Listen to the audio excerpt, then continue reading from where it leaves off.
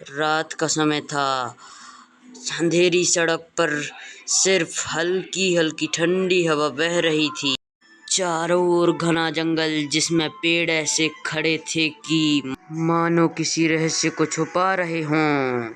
सड़क पर दूर दूर तक कोई नहीं था। बस एक पुरानी बस धीरे धीरे आगे बढ़ रही थी।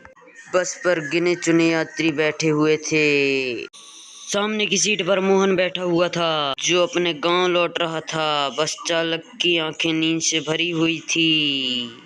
ड्राइवर सीट पर लगातार झपकियां ले रहा था। जैसे ही बस एक मोड़ से गुजरी, अचानक सड़क के किनारे एक महिला नजर आई। उसने सफेद साड़ी पहन रखी थी, लंबे खुले बाल। उसका चेहरा अंधेरे पे छुपा हुआ था। उसने हाथ उठाकर इशारा किया कि बस रोक दें। चालक ने झिझकते हुए ब्रेक लगाया। महिला बिना कुछ कहे बस में चढ़ी और पीछे की खाली सीट पर बैठ गई। उसके बैठते ही बस के अंदर अजीब सी ठंडक फैल गई। मोहन को महसूस हुआ कि उसकी सांसें भारी होने लगी हैं। उसने पीछे मुड़कर देखा। महिला खिड़की से बाहर जंगल की तरफ देख रही है, पर उसकी आंखें बिल्कुल स्थिर थी, जैसे पलकें झपका ही नहीं रही हों। मोहन ने कंडक्टर को धीरे से जगाया और पूछा, ये औरत कहाँ से आई है? कंडक्टर ने धीरे से जवाब दिया, इस रास्ते पर तो कोई नहीं रहता। अचानक बस का इंजन बंद हो गया।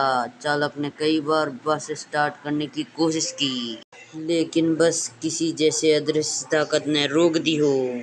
चारों ओर गहरा सन्नाटा फैल गया। तभी मोहन ने देखा, वो महिला धीरे धीरे खड़ी हो रही थी। उसकी कदमों की आहट तक सुनाई नहीं दे रही थी और वह बस के बीच में आकर रुक गई और बिना होठ हिलाए उसकी आवाज बस में गूंज उठी, तुम सब ने मेरा खून पिया था, अब मेरी बारी है। उसका चेहरा चांदनी में साफ दिखाई देने लगा। आंखें पूरी तरह लाल और होठ नीले, गर्दन पर कट के निशान। अचानक बस की लाइट टिमटिमाने लगी और बुझ गई। यात्रियों की चीखें जंगल में गूंज उठी। जब अगली सुबह पुलिस ने बस ढूंढी तो वो सुनसान सड़क पर खड़ी थी, लेकिन उसमें एक भी यात्री नहीं था। सीटों पर सिर्फ गीली मिट्टी और खून के निशान थे। कहते हैं उस महिला की मौत कई साल पहले इसी सड़क पर एक हादसे में हुई थी और हर अमावस्या की रात वो अपने बदले के लिए वो किसी न किसी बस का इंतजार करती है।